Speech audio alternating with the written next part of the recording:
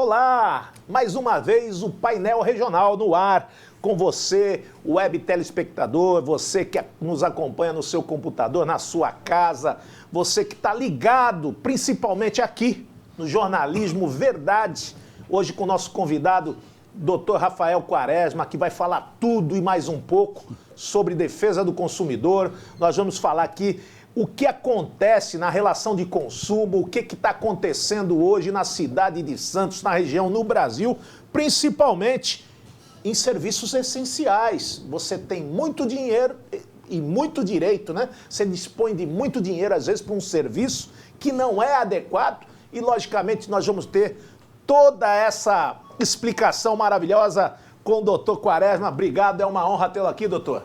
Obrigado, Banha. A alegria é toda minha. Eu que agradeço demais o convite e falar que defesa do consumidor aqui, a gente podia inverter os papéis, porque você, como vereador, foi um ferrenho defensor dos direitos do consumidor na Câmara, fora da Câmara também, sempre muito combativo junto ao Ministério Público, a minha época de PROCON. Então, eu vou falar de defesa do consumidor, mas a verdade é que você podia falar tudo e mais um pouco também. Que nada, é uma honra tê-lo aqui, doutor, e a gente tem muita coisa em comum e você foi um dos ícones, juntamente aí com o doutor Risato Nunes, um grande amigo em todos esses anos de mandato, em todas as ocasiões. E para você ter uma ideia, e você falou com muita propriedade, a primeira comissão permanente de defesa do consumidor do Legislativo Santista foi criada por mim e foi aberta por palestra vossa e do nosso querido doutor Risato Nunes. Você está lembrado? Lembro, sim.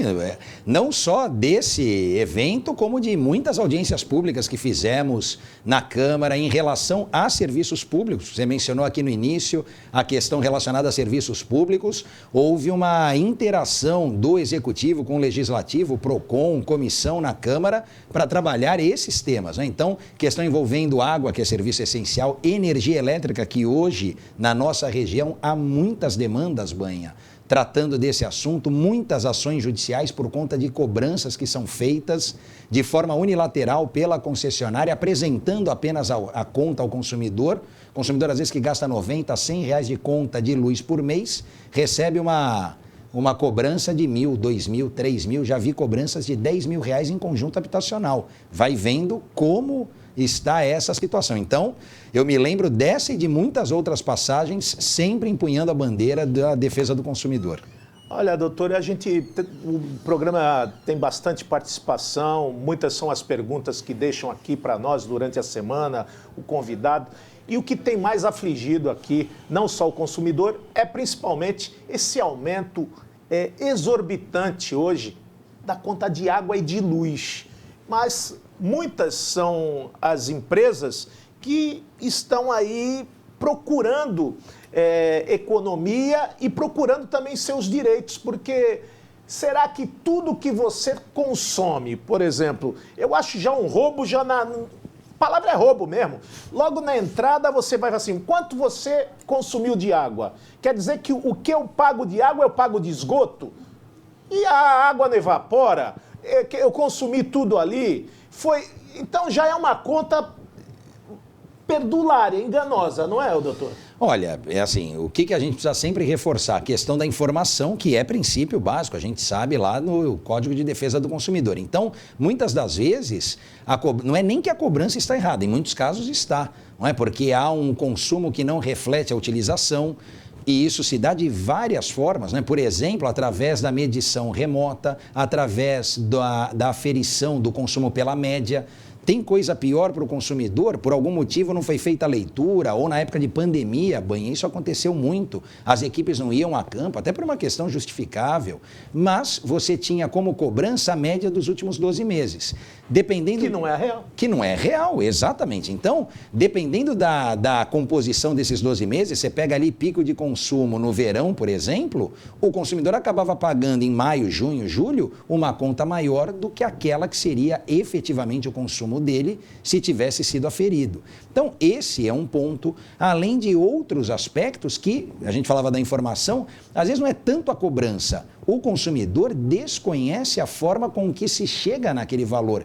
E olha, não vou nem falar tanto da conta de luz. Você falou de luz e água, sempre é bom e melhor mais informação, mais clareza, mas dá uma olhadinha na conta de gás. Quem tem o gás encanado e também recebe essa cobrança, tem uma dificuldade maior na conta de gás, que é serviço público, do que nas contas das outras concessionárias. É necessário que essas concessionárias lembrem que o consumidor não tem um conhecimento técnico, um conhecimento específico. Então, quanto mais detalhada for a conta, com mais informações, mais chances ele tem de entender e, entendendo, também de pagar. Porque uma coisa é, bom, como é que eu vou pagar essa conta se eu não sei por que é 100 e não é 80? A partir do momento que essa informação vem no corpo da conta, fica mais fácil para o consumidor efetuar esse pagamento. Num país como o nosso, que tem uma nuvem de mudanças, a gente pode dizer assim, com relação ao tributário, né?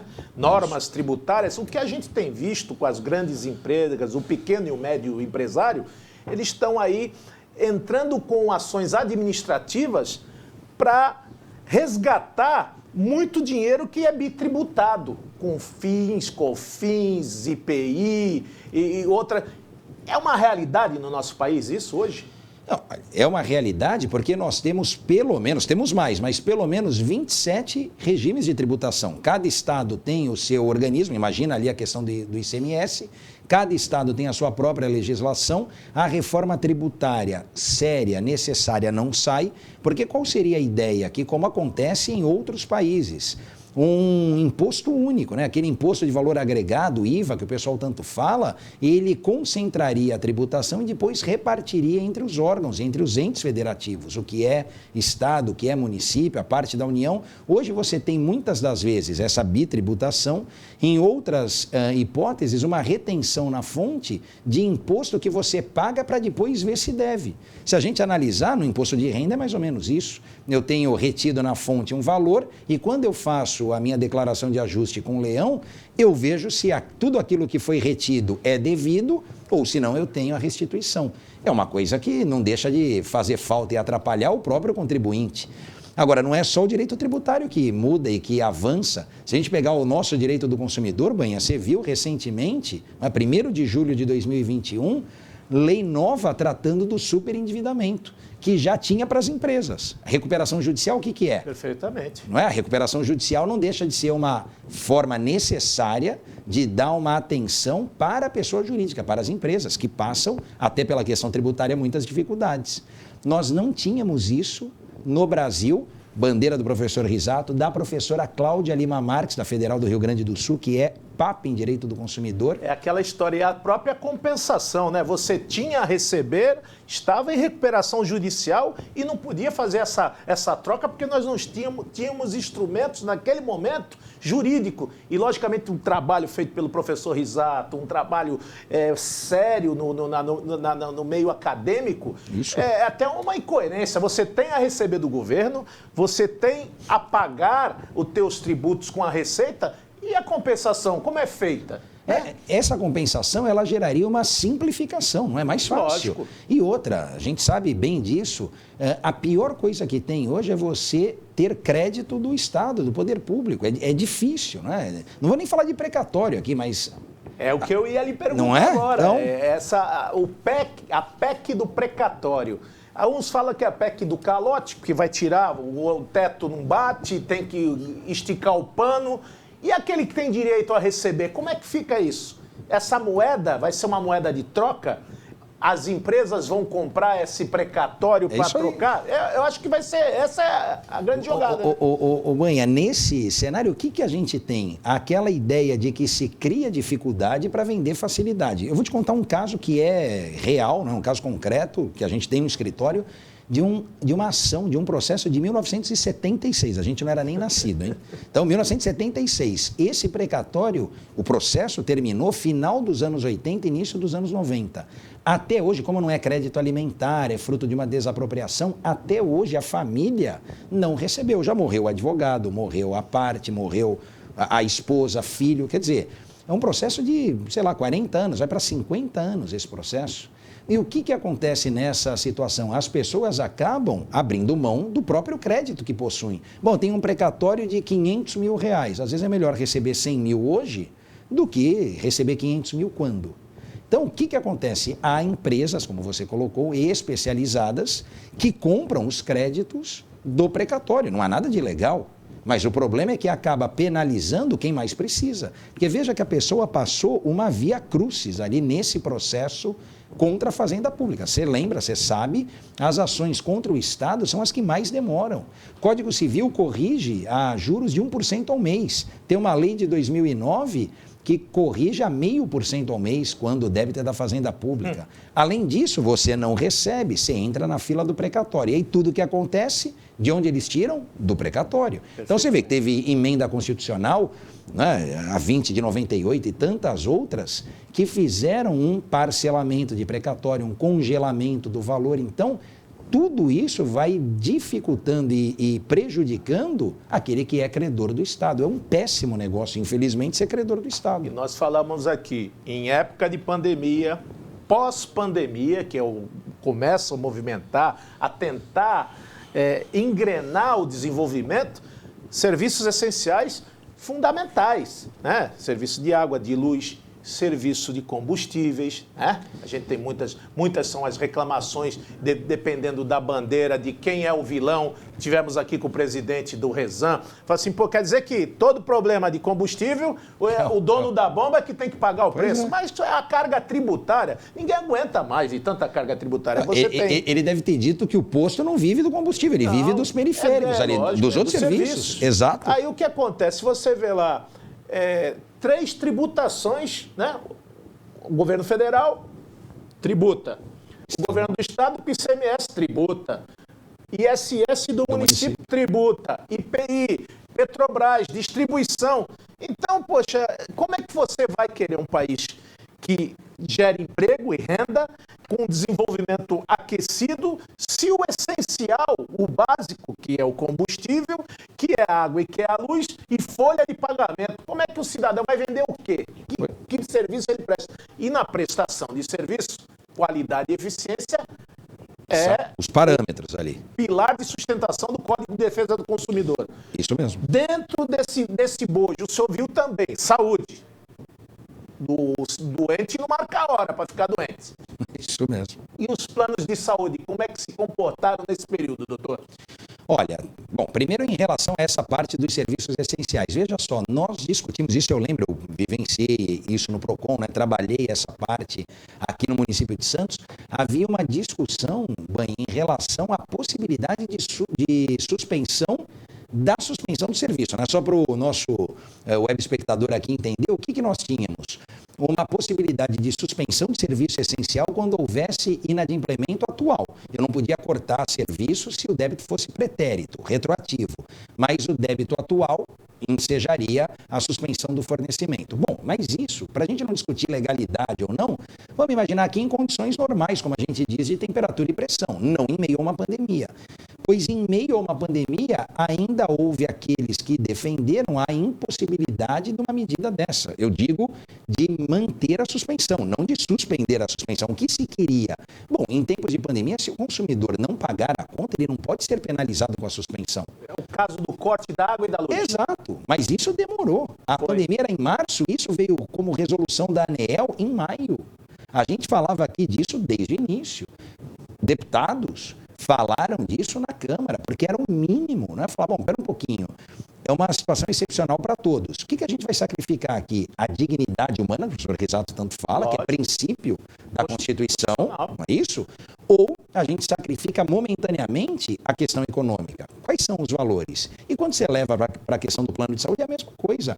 A saúde, ela foi precificada, ela tem um valor, ok, econômico, mas a questão afeta a saúde, como você bem disse, ninguém marca a hora para ficar doente. Então, como é que você vai sobrepor o interesse econômico em detrimento de outros valores que norteiam também a questão da saúde?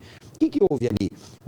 Um congelamento, que a gente nem tem como regra, não é? No mercado de consumo, um congelamento destes aumentos em tempos de pandemia, mas depois o acumulado repassado diretamente para o consumidor. E aí gera um problema, né? O pessoal fala, mas o plano de saúde individual, ele tem o aumento fixado, porque é ali arbitrado pela ANS. Mas nós temos a prevalência no mercado dos planos empresariais, coletivos, e aí não tem limite. Essas balanças não estão muito bem equilibradas, né, doutor? Eu penso que não. Porque a partir do momento que houve a pandemia, algumas especialidades, elas paralisaram até. Isso. Parecia que não existia outras doenças no país e no mundo. Só teríamos a pandemia. E aí o cidadão deixou de ir no especialista, deixou de ir no médico, não pôde ser atendido com a necessidade e com a urgência, que ele, portanto, precisa, a lei da oferta e procura, hospitais que estavam até o talo, cheio de pacientes, né? Sim, o serviço transbordou para o serviço público, tudo isso. Quem paga essa conta, doutor? Se o serviço público atender o paciente de planos de saúde, que isso é uma outra discussão que a gente leva aqui, não, o serviço público é para todos, logicamente sim. Mas se o plano de saúde se beneficiou desse tratamento, ele tem que pagar o serviço público. Isso mesmo. Tem que pagar, inclusive há essa determinação. Perfeitamente. Mas isso parece uma brincadeira, porque na hora de prestação de contas, só quem deve é o consumidor. Agora, entre os entes aí, no caso, o poder público que ficou com a dívida e o plano de saúde, ele lavou as mãos, ele embolsou, quem pagar mal paga duas vezes, né? E isso o consumidor acabou pagando, embutindo isso. Ele embolsou porque, na verdade, ele deixou de pagar aquilo que competia a ele fazer, né? Diferente, como no nosso sistema a saúde é universal, então é direito de todos e dever do Estado, está lá, acho que no 196 da Constituição, é um sistema diferente, por exemplo, do norte-americano. Agora, quando você pensa aqui nesse aspecto, uma coisa é saúde é direito de todos para aqueles que não têm plano de saúde, porque os que têm fazem jus à mesma proteção, mas se eu tenho um plano de saúde, o Estado fala, mas espera um pouquinho, por que eu não vou cobrar do plano? Já que eu prestei um serviço que, em tese, está sendo remunerado pelo segurado. Então, é nesse ponto que há a cobrança, inclusive, do SUS, para as operadoras, quando elas fazem, às vezes, do próprio plano de saúde. Você diz aqui de gastar, na verdade, ele acaba deixando de gastar e, portanto, gerando também ali uma economia às custas de quem? Do contribuinte, não é? De todos os demais que custeiam o Sistema Único de Saúde. E o consumidor pergunta, olha, doutor, na hora da compra tudo é maravilhoso, parece um cinema, nós parece que estamos na Suíça, o livro parece uma bíblia de tantos médicos e hospitais e clínicas que você pode utilizar comprando aquele determinado plano de saúde. Só que chega no meio do ano, parece uma brochura de 50 folhas, um caderno de 50 folhas, que quando você vai bater, o cidadão, eu só atendo tal especialidade e faço 5 atendimentos por dia. Então, isso também é flagrante desrespeito ao consumidor, porque na hora da venda se oferece tudo. Na hora que se precisa, tem que transferir o cidadão para o ABC, quantas vezes a gente já viu. Aqui não atendemos mais esse plano, só atende no ABC, mas eu moro em Santos, o senhor me vendeu um plano em Santos. Isso também está sujeito à discussão a qualquer momento no fórum. Sim. Com relação à defesa do consumidor. Sim. Né? Veja, uma coisa que é importante a gente dizer, e aí não vale só para o plano de saúde, mas vale para a relação de consumo de um modo geral, é que a oferta, diferentemente do que acontece no direito civil, por exemplo, aqui a oferta ela vincula o fornecedor, o anunciante. Então, para deixar claro para o nosso web espectador, aquilo que foi prometido tem que ser cumprido. Então, o bom e velho prometeu tem que cumprir, vale aqui. Se quando eu tenho, pode ser a contratação do plano de saúde, a compra de um produto, não é? A aquisição de qualquer bem de consumo, eu tenho informações que foram prestadas pelo anunciante, pelo corretor, pelo vendedor, pelo comerciante, seja quem for, dizendo que há aquelas hipóteses, tudo isso integra o contrato, ainda que seja verbal, ainda que seja pelo WhatsApp, ainda que seja por troca de e-mail, tudo isso vale. Então, o que eu não posso é, como você bem disse, para vender, prometer mundos e fundos e depois ou eu não entrego, ou eu entrego e começo a desidratar aquele serviço que eu vendi ao meu consumidor. Isso não pode, não é? Porque seria a hipótese de uma rescisão motivada, de uma indenização, de uma obrigação de fazer. Há vários mecanismos colocados à disposição do consumidor para exigir o cumprimento da oferta. Às vezes a pessoa fala, tá bom, então vou desfazer o negócio e recebo o meu dinheiro de volta. Será que ela quer isso? Ou ela prefere, com aquele valor que foi prometido a ela, ou que custaria a ela o serviço, ter aquele serviço prestado? Porque, claro, tudo aquilo ela já sabe que no mercado dificilmente ela vai encontrar pelo mesmo valor. Seja qual for, eu não estou falando só de plano de saúde, não. Vamos pensar de um modo geral. Então, às vezes, é mais negócio para o consumidor. Fala, não, peraí, não adianta me devolver o dinheiro. Porque devolver o dinheiro, às vezes o vendedor atingiu a meta. Isso acontece em banco, a gente sabe. O cara empurra lá seguro, isso e aquilo, depois cancela tudo. Ah, mas eu atingi a meta. Então, às vezes, é mais negócio para o consumidor falar, não, pera um pouquinho, você me prometeu isso, agora eu quero que você me entregue isso. Eu não quero desfazer o negócio. Eu não quero pegar o meu dinheiro de volta. Isso é cômodo, é fácil, é prático e resolve só o lado do fornecedor. E o lado do consumidor? Não, eu quero o cumprimento forçado da obrigação. Que pode e que é uma possibilidade para fazer justiça no caso concreto. Falar, opa, não, dinheiro de volta não, agora você me entrega aquilo que você me prometeu. É isso. É a velha máxima, né, doutor? O direito não socorre a quem dorme. Exatamente. Se não bater a porta para você requerer o seu direito, e foi a duras penas que nós avançamos em passos largos com relação à defesa do consumidor bancário. Coisa que você chegava, a venda casada era uma coisa isso aí. Que arrepiava até o fio de cabelo. Você chegava lá para abrir uma conta e falava assim, dá para o senhor fazer um pixinho aqui, dá para o senhor colocar um plano aqui, o senhor pode comprar um seguro de vida, um seguro de casa, um seguro... Querido, era tanta coisa que vinha o embutido isso dentro da conta do cidadão. Não, sabe o que é, senhora? Eu tenho que cumprir a meta e vinha aquela história mas eu vou te dar um cheque especial, cartão ouro, cartão crédito. Ou seja...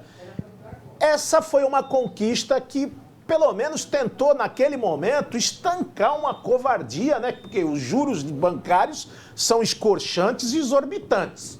Porque tudo que você vai lá, pegou dinheiro, foi em determinado lugar, na hora de discutir, se o cidadão não sentar à mesa com o advogado para discutir dívida bancária, ele vai levar um chapéu grande, um chapéu de mexicano muito grande. Então, ele tem que sentar, porque nem tudo que tem ali tem juros muito maiores que os próprios juros judiciais. Sim. Quando você vai colocar juros sobre juros é crime. Já começa por aí. Né? E aí, quando veio a questão daquela cartilha da defesa do consumidor bancário, aquilo deu uma melhorada um pouco, né, doutor? Deu, né? Assim, eu penso que toda essa ação, a gente fala lá, o trabalho é de formiguinha, porque todo dia, o dia todo, você está conscientizando mais consumidores, disseminando esses direitos. É o nosso papel aqui, o seu, o meu, né? Seja como advogado, professor, enfim, de levar essa informação, porque às vezes a gente acha que todo mundo já sabe, às vezes é tão óbvio para alguns, mas ainda falta informação para outros. Então, é mesmo importante.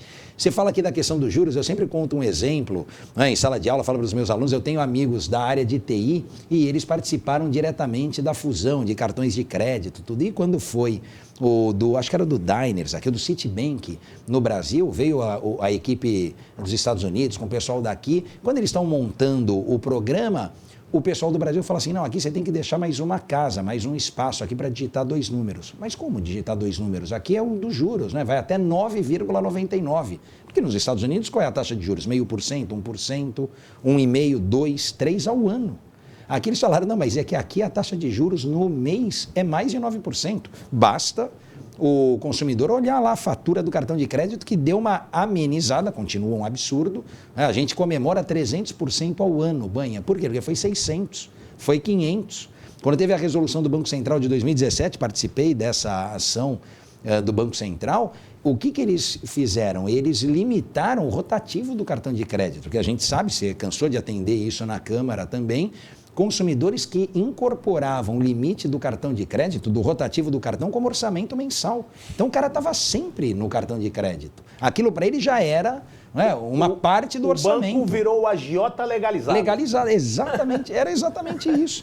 Então, o que eles fizeram também a duras penas, aqui para usar o teu termo. Eles conseguiram de 600, 500, reduzir para 300, 250. É um absurdo, é um absurdo. Mas, lógico, para quem pagava 500%, que era impagável, porque o que acontecia? Aquela dívida rolava, depois o consumidor não conseguia pagar. Porque ele estava sempre, está no rotativo, bom, eu pago o mínimo. Quando você paga o mínimo, ainda que você não gaste nada, vai olhar a sua fatura do mês que vem, se ela vem igual ou menor, ela vem maior. E a gente também encontrou muita dificuldade, porque o abuso... Santos é uma cidade diferente, ela tem 20%, 22%, quase 25% da sua população idosa. muito desses idosos tem aí um filho, tem um neto desempregado, aí ele vai lá buscar o tal de consignado. Aí começou o calvário dele. Quando ele vai buscar o empréstimo consignado, já afronta na apresentação porque sabe que é um dinheiro líquido e certo, vai descontar na folha de pagamento, mas chegar ao patamar, isso com beneplácito e com aquiescência do governo federal, passar de 30% para 40% do salário do aposentado, ele nunca mais vai sair daquela conta. E muda banco, compra carteira, volta. O cidadão faz uma confusão tão grande na cabeça desse consumidor bancário, do empréstimo consignado. Doutor, o senhor pega muito disso todo dia? Sim, tem mas muita demanda, Banha, infelizmente. Porque o que acontece? Esse empréstimo consignado, que o pessoal fala de crédito consignado, mas não deixa de ser um empréstimo ali, ele tinha que ser o mais barato possível. Ainda mais quando você pega aposentado. Porque qual é o risco ali? O evento morte. No mais, você não tem risco de inadimplência, porque já é descontado na fonte, a aposentadoria vai acompanhar o aposentado até o fim da vida, então não tem erro ali. E é seguro prestamista, se morrer, paga também. Então, quer dizer, tinha que ser um dinheiro muito barato. E o que você vê? Como o que vai estabelecer os juros é o risco e o prazo, risco aqui é mínimo, para não dizer zero.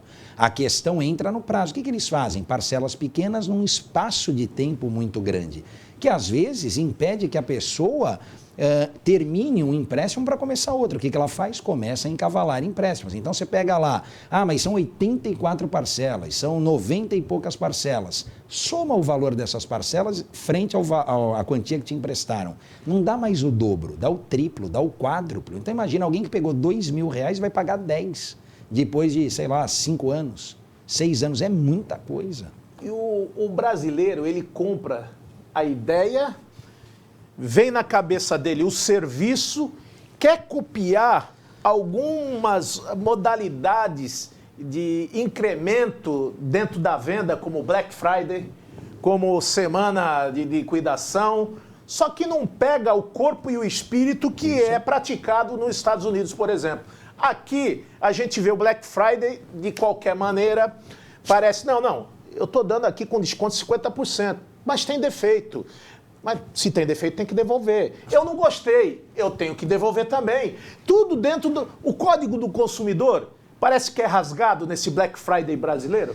Olha, é justamente porque abrasileirou a Black Friday, né? Você vê, qual é a ideia? Você falou do espírito, qual é a ideia? Não é o dia posterior à ação de graças, não é para queimar o estoque, na verdade, para desovar ali o que ficou. O que não vendeu até a ação de graças, vende agora porque veio o Natal.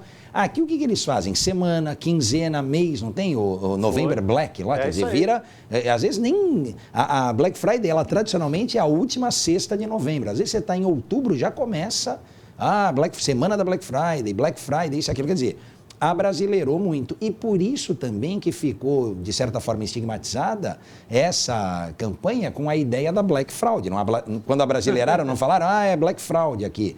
Tudo pela metade do dobro. Por quê? Você falou dos 50%, mas às vezes a pessoa aumenta, o comerciante aumenta o valor para depois conceder um desconto que é irrisório.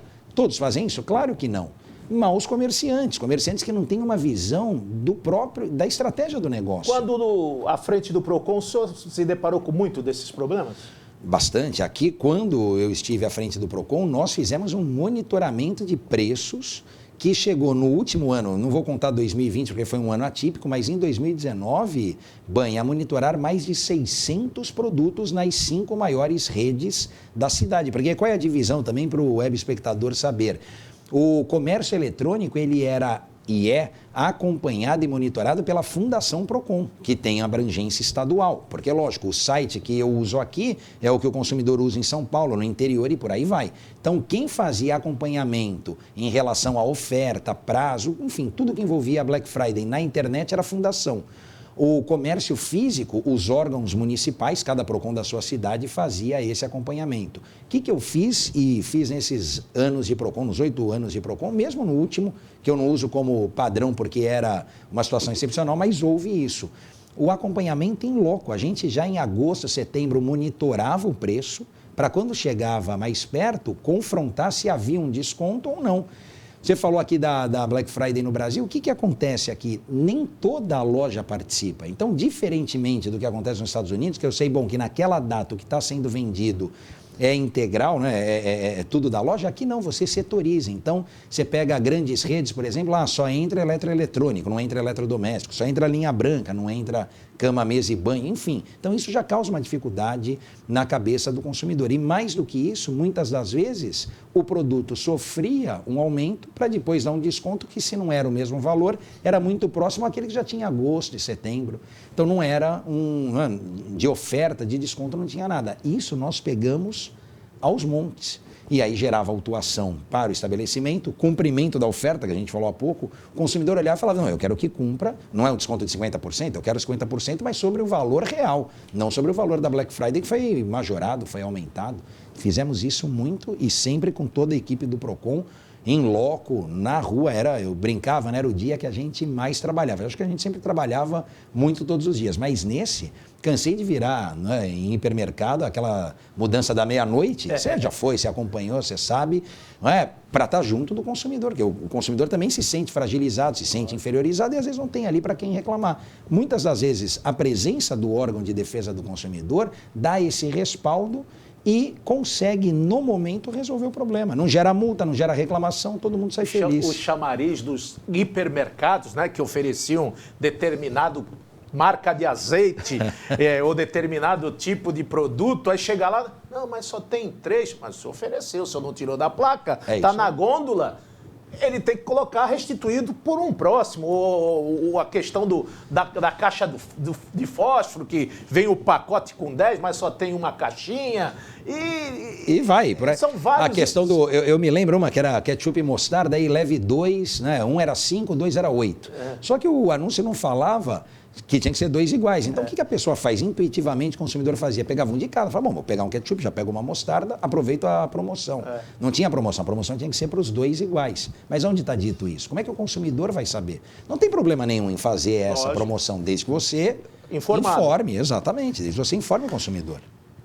Entre a iniciativa privada e de todos os problemas, a gente ainda consegue buscar o direito e se socorrer dele. Eu lembro que em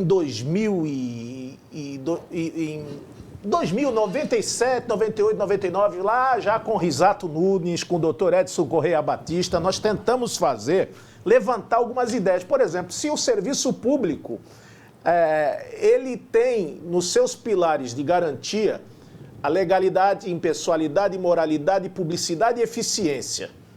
Como é que a gente mede a eficiência do serviço público se a gente não tem um Código de Defesa do Consumidor do serviço público, que é um sonho, é uma utopia? Nós teríamos que ter, porque é uma prestação de serviço. Exato. Como é que você vai botar uma regra para um prefeito, para um governador, para o presidente da República? Ele foi eleito, ele está gastando dinheiro público. Que maneira? Se a lei de acesso à informação, a gente vê que fez 10 anos, mas ainda é capenga. As pessoas não publicizam, está faltando informação. Nós já estamos chegando no fim do ano.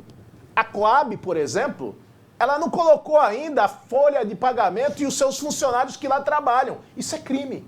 Sim. Isso é uma flagrante improbidade administrativa. Aí digo para você, é utopia? Nós vamos ver sair ainda o Código de Defesa do Consumidor do Serviço Público, que se eu pago taxa, pago imposto, pago todo tipo de emolumento que a prefeitura me faz, e ela tardiamente, ou por desídia, ou por abandono, a gente vê abandonos de escolas, policlínicas que não tem atendimento, está faltando médico em determinado local, falta médico de uso, remédio de uso contínuo, ou seja, está faltando tudo.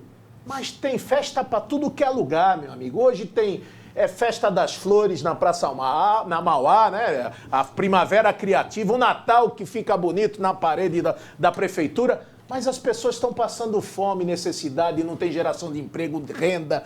Os serviços públicos estão abandonados praticamente, zeladoria. O único trabalho que a gente vê diuturnamente, diariamente, é a coleta de lixo, que é da nossa cidade, a gente vê. Todo dia eu me deparo lá com o coletor de lixo, o serviço da Terceira Cidade é o melhor, é um dos melhores que tem aqui, a Terracom faz um serviço maravilhoso. Agora, fora isso, a gente está penando. Será que um dia nós vamos ter... Está lá no Congresso. Será que sai esse Código de Defesa do Consumidor dos serviços públicos? Olha, Banha, eu espero muito que sim, até porque, como eu tenho 2 filhas pequenas, eu espero que elas recebam um país melhor do que aquele que a gente recebeu, que a gente vem aqui trabalhando. A gente está a gente já está encaminhado, mas para a geração que vem, eu acho que o mínimo que a gente pode fazer, né, eu tenho que aqui pensar, é deixar um país melhor para as futuras gerações. Eu te falo isso porque nesse aspecto, nesse cenário, cabe a cada um de nós fazer uma análise também, né? O pessoal olha lá e fala, você brincou aqui, o que funciona é a coleta, mas a coleta é terceirizada. Qual é a ideia aqui, a essência do serviço público? Não é oportunizar a mesma possibilidade ali a todos, não é? Quando a gente fala de concurso, tal, não é garantir essa paridade para todos aqueles que têm interesse em contribuir, em participar. Então, essa parte envolvendo o Código de Defesa do Consumidor aqui em relação aos serviços públicos, lá a gente fala Código, né, do usuário, de defesa do usuário, precisa se tornar uma realidade. A transparência nunca é demais quando a gente pensa em dinheiro público, em serviço público. Tem aquela máxima, o problema aqui no Brasil, penso, é que é o seguinte, a gente fala em serviço público, em dinheiro público, parece que é um dinheiro que não tem dono. Quando, na verdade, o dono somos todos nós. O dinheiro é de todos nós. Então, precisa mudar essa mentalidade. Se o dinheiro é meu, eu faço com ele o que eu quiser. Agora, se o dinheiro é público, eu preciso ter uma austeridade ali, uma clareza para que não haja nenhum questionamento, nenhum tipo de dúvida ali. E com tudo isso aqui que você falou, né, dessa situação que nós vivemos, dessa triste realidade, há uma quantidade, uma camada muito grande da população, né, da nossa cidade, do estado, do país, infelizmente, que é uma camada da população marginalizada, que não tem acesso ao mínimo. Então, a gente fala muito de corrupção, a gente fala muito de falta de planejamento. Eu acho que a falta de planejamento, assim como a corrupção, são 2 males que estragam muito a nossa sociedade. Caminham juntos, o pessoal fala, corrupção. O que é pior, é a corrupção ou a falta de planejamento? Porque um, né, guarda relação ali com o outro. Agora, a concentração de renda, esse afastamento que você tem, é terrível. Então, até que ponto vale você estar numa condição favorável, boa, economicamente estável, se você tem uma grande quantidade alijada fora disso tudo? Quando você colocou aqui a parte dos serviços públicos, esse é um aspecto. Tem muita gente que não consegue ter acesso ao básico. Então, isso tem que mudar. Lógico, lei da informação ajuda, leis mais inclusivas ajudam. Agora, é importante que a população, a sociedade como um todo, faça a sua parte, exerça os seus direitos, exerça a cidadania. Cidadania não é só direito, cidadania é direito e dever. Então, é isso que a gente precisa. Não adianta jogar tudo nas costas do Estado. O que é para o Estado, cobrar do Estado, mas o que cabe a nós, temos que fazer, né? A gente não pode deixar passar peças de ficção, né? Acaba sendo peça de ficção, é o Estatuto do Idoso. Será que a educação do brasileiro, a gente tem um nível de analfabetos assustador a nível Brasil? Analfabeto funcional. Funcional. Também. Então, o direito daquele que trabalhou, deu a vida, que construiu um país, que está deixando para outra geração. Então, nada mais justo de garantir ter alguns direitos. Então, a gente viu agora recentemente, por exemplo, uma marcha de prefeitos, são 5.000 municípios que estão batendo na porta do ministro da Infraestrutura, na porta do governo federal, dizendo, olha, eu não consigo cumprir o Estatuto do Idoso, porque na minha cidade o transporte coletivo, se eu der 60 anos e o combustível subir, eu quero lá que o governo federal ajude o município tal a subsidiar o combustível. Será que Santos está na contramão de tudo isso aqui? Santos sempre foi vanguarda, a cidade que tem mais idosos no Brasil. Santos subsidia a empresa que presta o serviço público, ou seja, gasta R$800 mil por mês para subsidiar, esse subsídio era para subsidiar o idoso, mas não subsidia ninguém, a tarifa mais cara do Brasil, a quilometragem, porque nós somos 39 quilômetros quadrados de ilha, não tem para onde ir.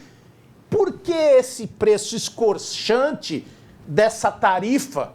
Porque tarifa nós podemos. Essa história de que a justiça também tem responsabilidade sobre isso, porque muito se joga para a Câmara, mas quando a Câmara se volta para buscar essas planilhas, o próprio Tribunal de Justiça diz que não é competência do Legislativo fiscalizar as tarifas ou o transporte coletivo. Diz que não é matéria. Como não?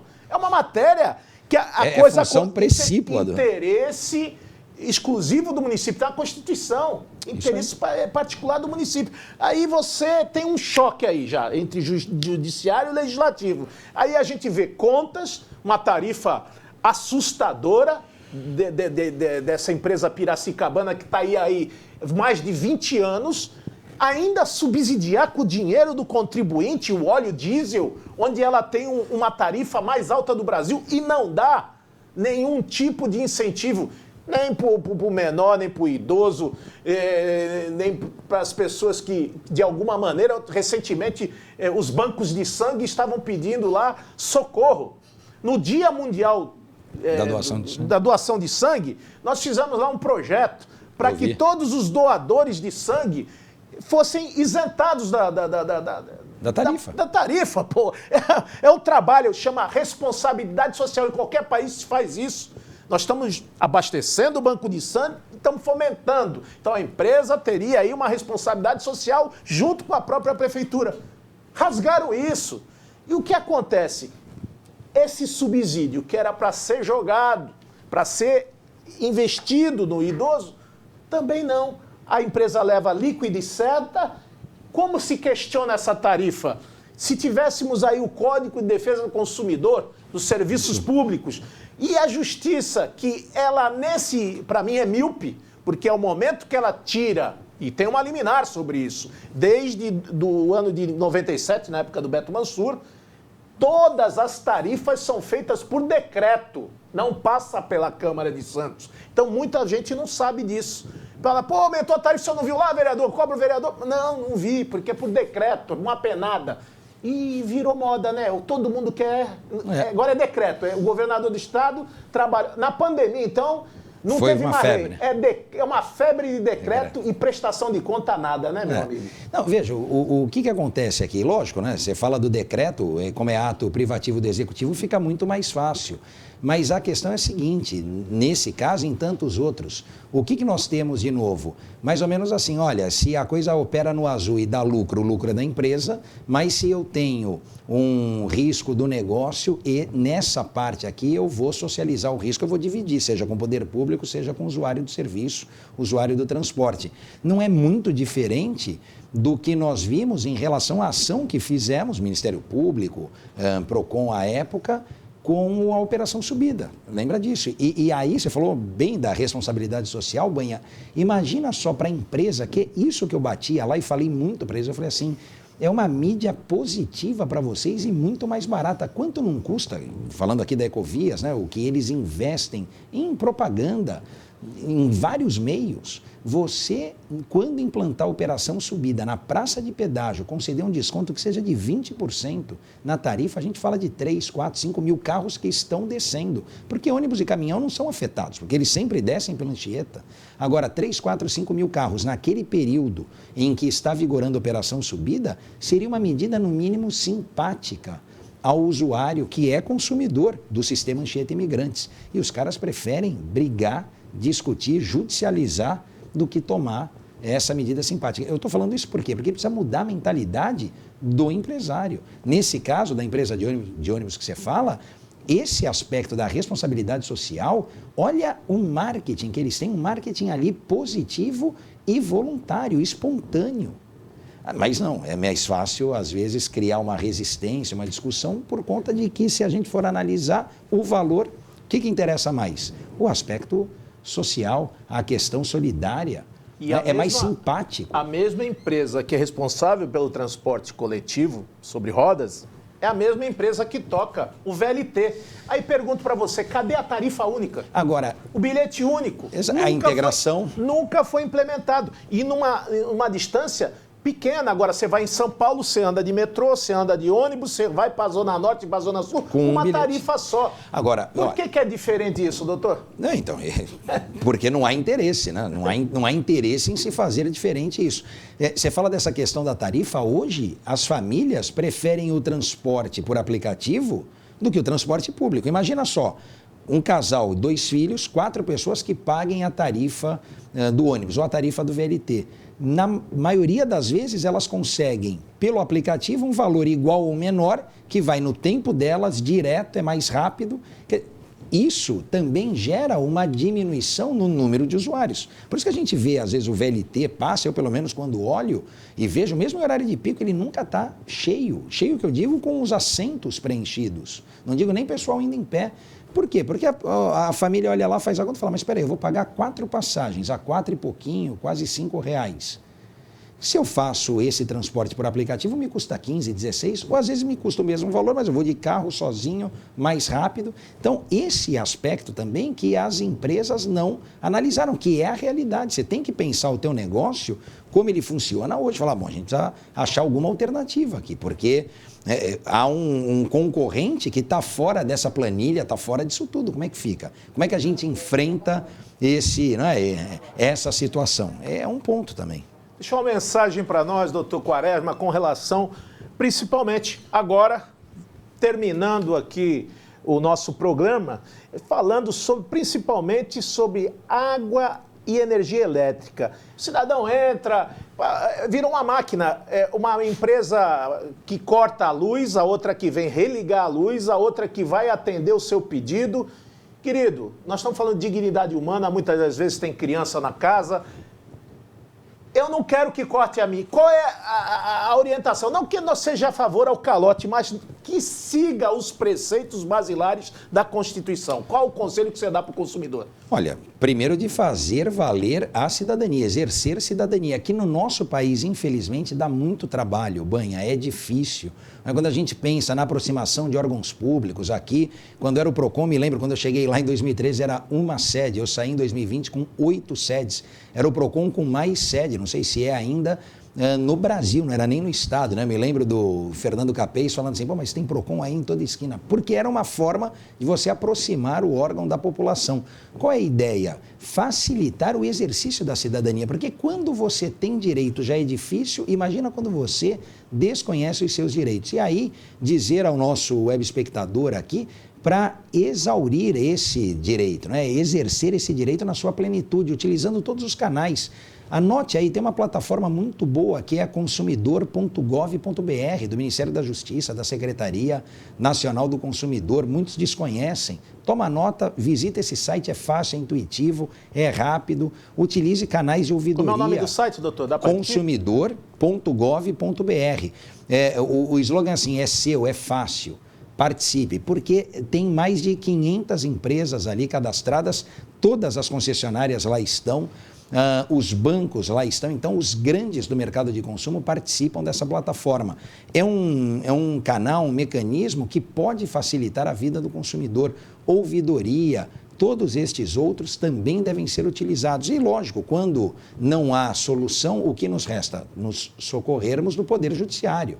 Então, nesse caso também, fazer valer os seus direitos através, infelizmente, de ações judiciais. Nós temos um passivo aqui de ações judiciais muito grande, essa litigiosidade aflorada. Por quê?